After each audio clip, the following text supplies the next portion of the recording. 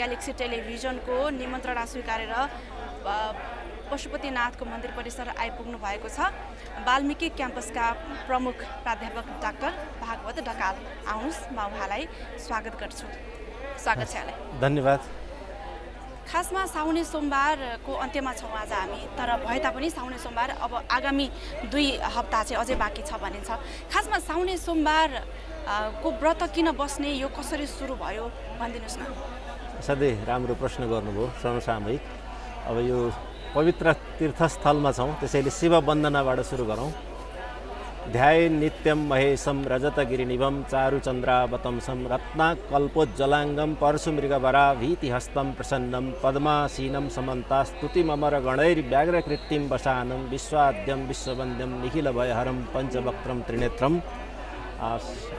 म यस ग्यालेक्सी टेलिभिजनको तर्फबाट पशुपति क्षेत्रमा उपस्थित हुनुभएका र उपस्थित हुन नसक्नुभएका सम्पूर्ण धार्मिक आध्यात्मिक व्यक्तित्वहरूलाई यो श्रावणको पावन अवसरमा सर्वप्रथम शुभकामना र पशुपतिको आशीर्वाद प्राप्त भइरहोस् भन्ने भाव व्यक्त गर्दछु।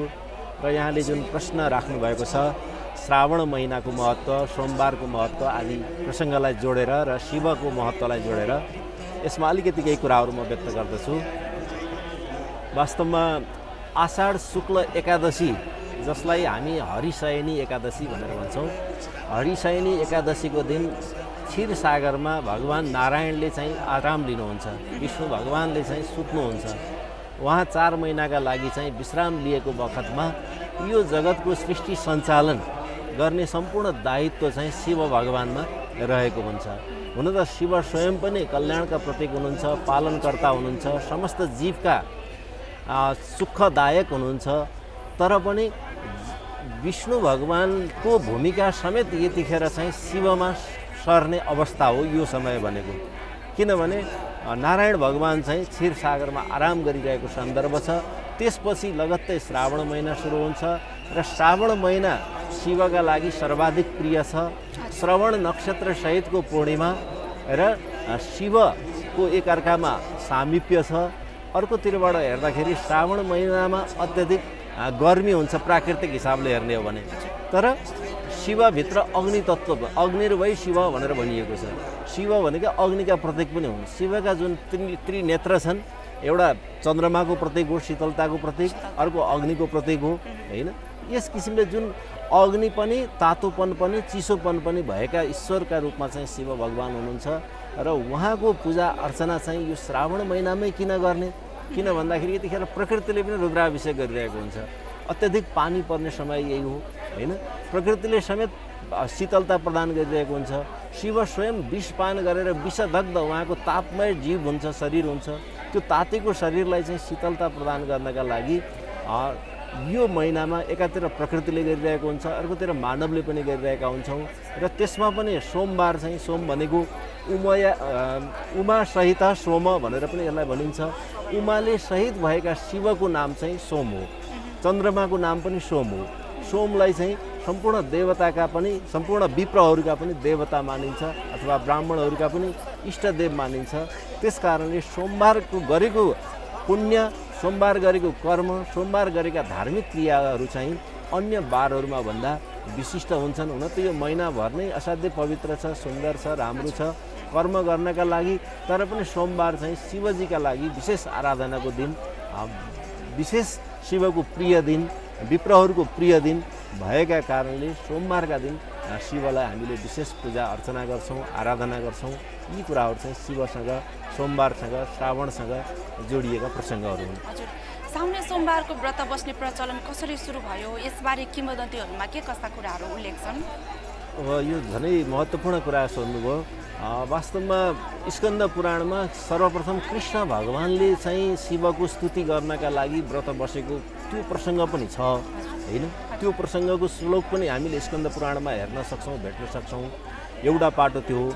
अर्को पाटो हेर्दाखेरि के भयो भन्दाखेरि सती देवीले आफ्ना पिता दक्ष प्रजापतिको घरमा जब यौगिक प्रक्रियाद्वारा, योग विधानद्वारा चाहिँ आफ्नो देह त्याग गर्न चाहनुभयो, त्यसभन्दा अगाडि चाहिँ उहाँले मैले अर्को जन्ममा पनि यो देह त म अहिले त्याग गर्दैछु, तर अर्को जन्म हुँदाखेरि पनि मेरा पतिका रूपमा मैले शिवलाई नै पाऊँ, शिवकै पत्नी भएर मेरो जन्म जन्मान्तर चलोस्, त्यो कामना राखेर उहाँले आफ्नो प्राण त्याग गर्नुभएको थियो। र त्यसका लागि उहाँले साउनका सोमबारको व्रत बस्नुभएको थियो। उहाँले त 16 सोमबारको व्रत बसेर 17औं सोमबारमा चाहिँ त्यसको उद्यापन गरेको, समापन गरेको प्रसङ्ग पनि पाइन्छ। यस पार्वतीले शिव प्राप्तिका लागि गरेको जुन तप हो, साधना हो, ध्यान हो, त्यस जगमा चाहिँ यो श्रावणको सोमबारको व्रतको विकास भएको हो। त्यसैले यो शिव पार्वतीसँग नै जोडिन्छ यसको प्रसङ्ग पनि। हजुर, यहाँले भन्नुभयो जस्तै हिमालय पुत्री पार्वतीले चाहिँ शिव भगवानलाई पतिको रूपमा पाउनको लागि साउने सोमबारको व्रत सुरु गरेकी थिइन् र त्यहाँबाट नै साउने सोमबारको व्रतको प्रचलन भएको भनिन्छ। र आज पनि विभिन्न उमेर समूहका महिला पुरुषहरू जो कोही पनि साउने सोमबार एउटा अध्यात्मको रूपमा व्रत बस्ने, उपासना गर्ने, कठोर व्रत बस्ने, सकेको व्रत बस्ने गर्नुहुन्छ। खासमा यसरी व्रत बस्दा फेरि पाइने फल चाहिँ के रहेछ?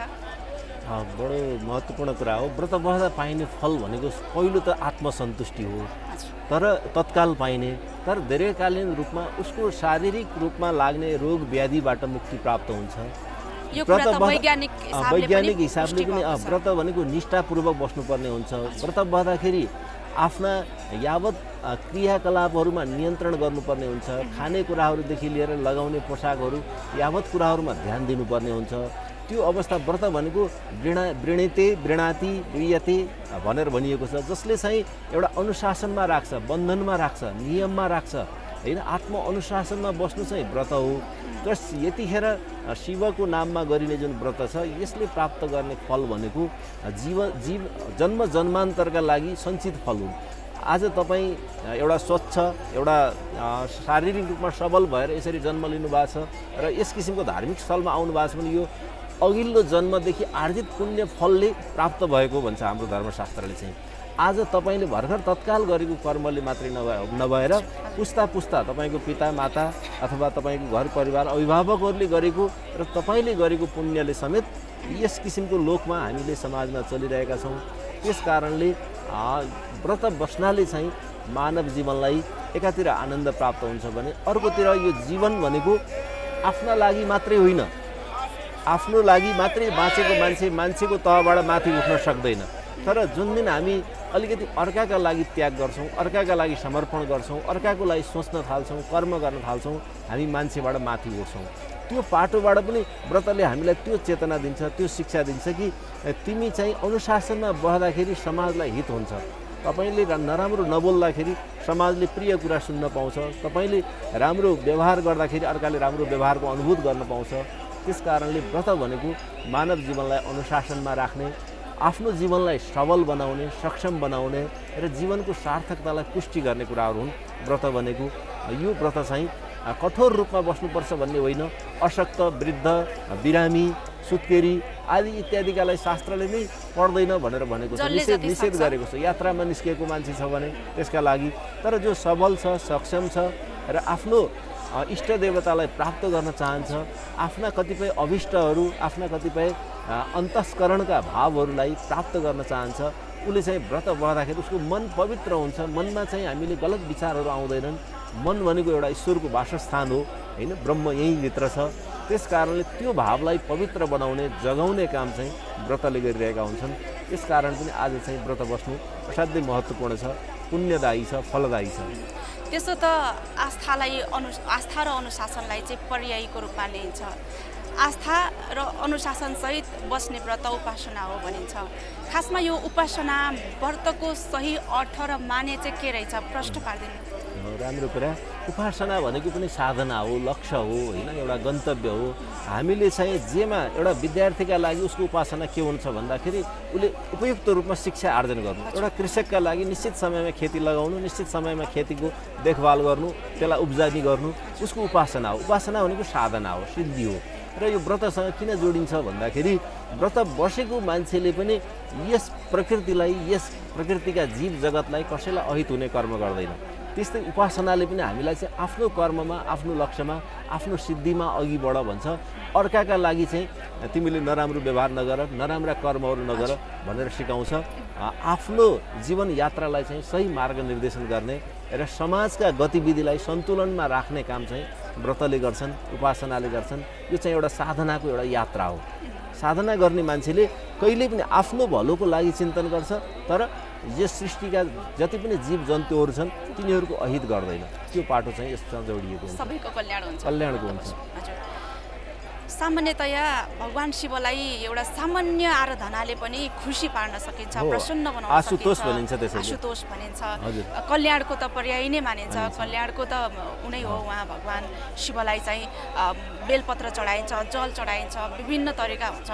शिव भगवानको खासमा यो व्रत, रूप, रङ्ग, यसको साङ्केतिक कुरा के हो, यसले चाहिँ कस्तो कुराहरू चाहिँ प्रस्तुत गरेको हुन्छ? वास्तवमा शिव समाजसँग जोडिएका भगवान हुनुहुन्छ। शिव चाहिँ प्रकृतिसँग जोडिएका भगवान हुनुहुन्छ। शिव चाहिँ मैले अघि पनि सङ्केत गरेँ अग्नि तत्त्व र शीतलताको जल तत्त्वसँग जोडिएका भगवान हुनुहुन्छ। अर्थात् यो प्रकृतिभित्र पृथ्वी, जल, तेज, वायु, आकाश, अग्नि यी पञ्चतत्त्वले यो पृथ्वी बनेको छ। यो पञ्चतत्त्वको समष्टि रूप एक किसिमले शिव हो, होइन? किन भन्दाखेरि श्रावण महिनामा प्रकृतिमा हरियाली छ। अब अर्कोतिरबाट पनि एउटा यसलाई व्याख्या गर्न सकिन्छ। शिवका वरिपरि चाहिँ तपाईँले हेर्नुभयो भने उहाँको परिवारमा मुसो पनि भेटाउन सक्नुहुन्छ, जनावरका रूपमा सर्प पनि भेटाउन सक्नुहुन्छ, होइन? तपाईँले चाहिँ त्यहाँ बाघ पनि भेटाउन सक्नुहुन्छ, साँडे पनि भेटाउन सक्नुहुन्छ। तर ती सबै फरक फरक प्रकृतिका जीवहरू मिलेर एउटै परिवारमा जसरी बसेका छन्, एक अर्कासँग उनीहरू लडेका छैनन्, झगडा गरेका छैनन्। यो सृष्टि पनि यस्तै विविधतापूर्ण छ। यहाँ पनि धेरै किसिमका हामी मान्छे छौँ, धेरै स्वभावका मान्छे छौँ, धेरै किसिमका हाम्रा सोच विचारहरू छन्, तर हामी चाहिँ समाजमा मिलेर बसेका छौँ। अहिले तपाईँले यही पशुपति क्षेत्रमा देखिरहनु भएको छ। यहाँ पूर्व पश्चिमदेखि पूर्वदेखि पश्चिमसम्मका मात्रै नभएर भारतबाट पनि विभिन्न तीर्थयात्रीहरू आएको देखिरहेको छौँ। तर यहाँ आउँदाखेरि सबैले यहाँ आफ्नोपन बिर्सेका छौँ, होइन? यहाँ चाहिँ हामी शिवमय भएका छौँ, कल्याणमय भएका छौँ। शिवले पनि जीव भनेको नाङ्गै आउने हो र नाङ्गै जाने हो भन्ने देखाउनका लागि उहाँले धेरै वस्त्र पनि लगाउनुहुन्न। जीवले चाहिँ भस्म धारण गरिरहनु हुन्छ। दुईवटा कुरा छन् त्यहाँ। शिवजीको त्यो भस्म धारण गर्नमा पनि एकातिर आफ्नै चाहिँ सतीदेवी जलेको भस्मलाई धारण गरेर सती चाहिँ मेरो उसबाट शरीरबाट टाढा छैनन्, मेरो अभिन्न अङ्ग हुन् भन्ने त्यो पाटोबाट पनि हो। अर्को चाहिँ तिम्रो जीवन पनि भोलि यस्तै भस्म हुने हो, त्यसलाई नबिर्स। तिम्रा लोभ, लालच, ईर्ष्या, घृणा, तिम्रा चाहिँ द्वन्द्व, तिमीभित्रको आगो, यी सारा कुरा भोलि यस्तै भस्म भएर जाने हुन्। तिमी किन यस किसिमका गलत कर्ममा लाग्छौ? तिमी त्यो बाटोमा नलाग। जीवन छोटो छ, सदुपयोग गर। त्यो पाटो पनि सिकाइएको छ। अर्कोतिर प्रकृतिका हरेक कुरा, धतुरो, भाङ भन्नुभयो, रुद्राक्ष भन्नुभयो, बेलपत्र भन्नुभयो, यी सारा कुरा प्रकृतिबाट हामी टाढा छैनौँ। प्रकृतिको संरक्षण गऱ्यौँ भने यी भित्र रहेको वैज्ञानिक तत्त्व, यी भित्र रहेको मानवलाई सुख शान्ति दिने, मानवलाई आनन्द दिने तत्त्वको प्रयोग हामीले गर्न सक्यौँ भने यही प्रकृति नै हाम्रा लागि पाठशाला हो, यही प्रकृति नै हाम्रा लागि उपचारको औषधालय हो, यही प्रकृति नै हाम्रा लागि जीवन जिउने पद्धति हो। यही प्रकृतिबाट नै हामी जीवनभन्दा टाढा छैनौँ। त्यो कुरा चाहिँ शिवले सिकाइरहनु भएको छ। र शिव कहिले पनि समाजभन्दा टाढा हुनुहुन्न। किनभने शिव बन्नका लागि पनि उहाँले धेरै त्याग गर्नु। अरूका विष रूपी नीलकण्ठ पनि भनिन्छ शिवलाई। किन भन्दाखेरि विष पिएर उहाँको घाँटी निलो भएको थियो, होइन, समुद्र मन्थनमा। त्यस किसिमको अर्काको हितका लागि अर्काको विष रूपी पीडाहरू पिउन सक्ने, अहिले आजको सन्दर्भमा विषै पिउने भन्ने अर्थ होइन, अर्काको दुःख पीर व्यथा, अर्काको आँसु पुछ्न सक्ने त्यो सामर्थ्य, त्यो सौन्दर्य, त्यो शक्ति शिवमा छ। र उहाँ चाहिँ समाजसँग, प्रकृतिसँग जोडिनु भएको छ। त्यस कारणले उहाँको पोसाक, उहाँको लवाई, उहाँको रूप रङ, होइन, कुनै प्राणीलाई पनि सँगै राख्नु भएको छ, वनस्पतिलाई पनि सँगै। वनस्पति बेलपत्र छ, होइन। अर्कोतिर टाढा प्राणी जगतमा हेर्दाखेरि साँडै पनि सँगै छ, त्यही चाहिँ बाघ पनि छ, मुसो पनि होला, होइन। यस किसिमको यो प्रकृति र पर्यावरणसँग जोडिएका इष्टदेवका रूपमा हामीले शिवलाई पाएका छौँ। त्यसैले हामी शिवप्रति बढी नतमस्तक छौँ। हामीले आराध्य देवका रूपमा, आफ्नो इष्टदेवका रूपमा, नेपाल राष्ट्रको राष्ट्रदेवका रूपमा पशुपतिलाई अथवा शिवलाई मान्ने गरेका छौँ। किनभने हाम्रो प्रकृति, हाम्रो पर्यावरण पनि शिवमय छ। हामी पनि शिवभन्दा बाहिर छैनौँ, होइन। नाङ्गै आयौँ, नाङ्गै जाने हो, शिवबाट त्यो कुरा सिकिन्छ। र यी कुराका कारणले शिवलाई चाहिँ विशेष रूपमा हामीले मान्दै पूजा गर्दै आएका छौँ। हजुर, त्यसो त शिव भगवानको पशुपतिनाथमा चाहिँ देश विदेशबाट पनि धेरै सङ्ख्यामा भक्तजनहरू आउनुहुन्छ, श्रद्धा अर्पण गर्नुहुन्छ। खासमा साउने सोमबारमा अझ यो भिड बढी देख्ने गरिन्छ। साउने सोमबारको बारेमा चाहिँ यो ज्योतिष शास्त्रमा, तन्त्र विधामा के कस्ता कुराहरू उल्लेख छन्? वास्तवमा दिन चाहिँ प्रत्येक दिन शुद्ध पवित्र हुन्छन्, ईश्वरको वन्दना गर्नको लागि विशेष होइन। तर पनि मान्छेलाई के हुन्छ भन्दा हामी कर्मशील प्राणी हौँ।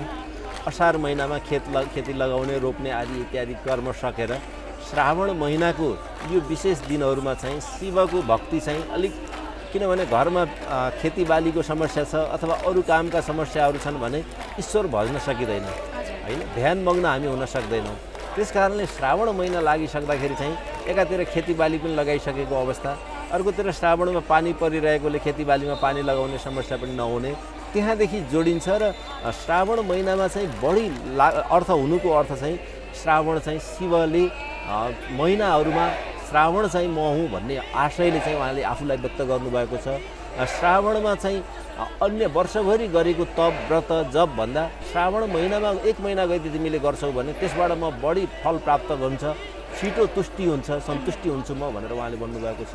र त्यसमध्ये पनि अझ श्रावणभित्र पनि सोमबार चाहिँ शिवको आफ्नो बार होइन, किन भन्दाखेरि प्रत्येक बारहरू ईश्वरको नाममा छन्।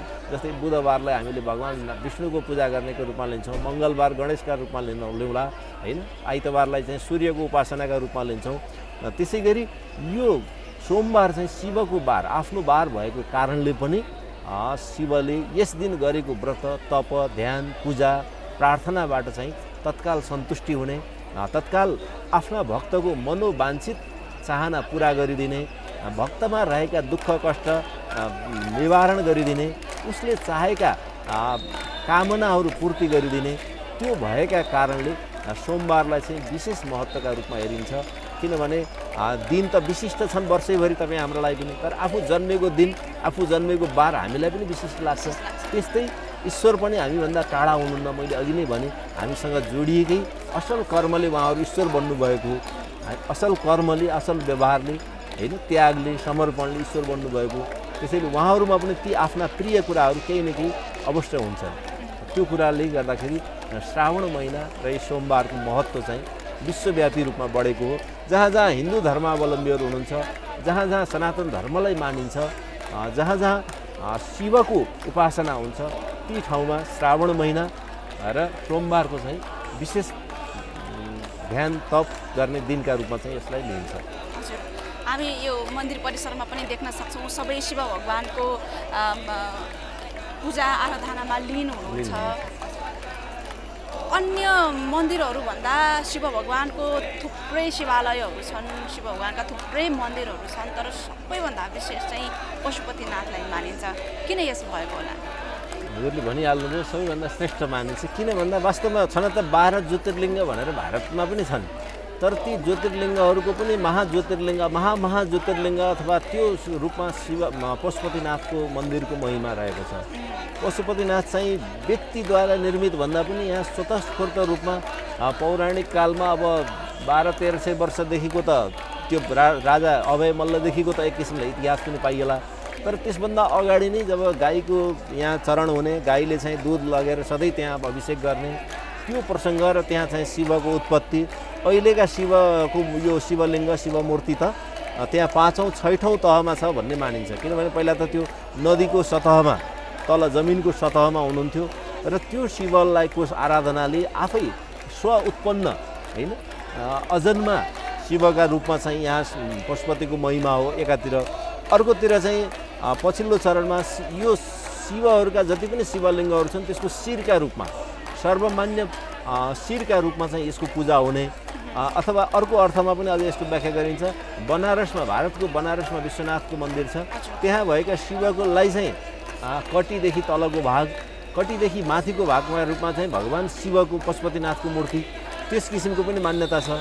यी मान्यताहरूले गर्दाखेरि पनि जतिसुकै शिवालयहरू घुमे पनि, दर्शन गरे पनि पशुपति शिरको दर्शन नगरेसम्म चाहिँ शिवको दर्शनले पूर्णता प्राप्त गर्दैन भन्ने त्यो धार्मिक विश्वास रहिआएको छ। त्यो यथार्थ पनि हो।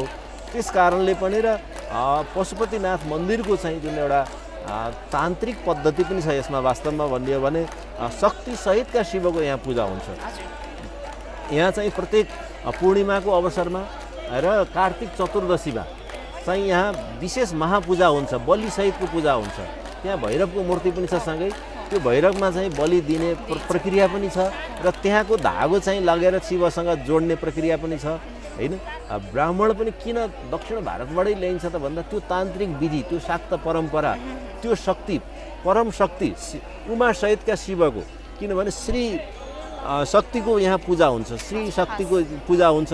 त्यो पूजा हुनको लागि चाहिँ ती श्री भनेको पनि परम शक्ति स्वरूपा पार्वती अथवा त्रिपुरा शक्ति त्यतातिरबाट पनि जोड्न सकिन्छ। त्यस कारणले पनि यहाँ चाहिँ पशुपतिको दर्शन नगरेसम्म शिव दर्शन पूर्णता प्राप्त गर्दैन, किनभने तान्त्रिक कोणबाट पनि आध्यात्मिक कोणबाट पनि पशुपतिनाथको चाहिँ आफ्नै एउटा महिमा छ, आफ्नै एउटा गरिमा छ। त्यस कारणले पशुपतिनाथलाई चाहिँ सर्वश्रेष्ठ ईश्वरका रूपमा मानिन्छ। समय र संवादका लागि यहाँलाई धन्यवाद। हस्, धन्यवाद। धेरै महत्त्वपूर्ण कुराहरू राख्ने अवसर दिनुभयो र धार्मिक जागरणका लागि यहाँहरूको टेलिभिजनले गरेको योगदान पनि हामी सम्मान गर्छौँ।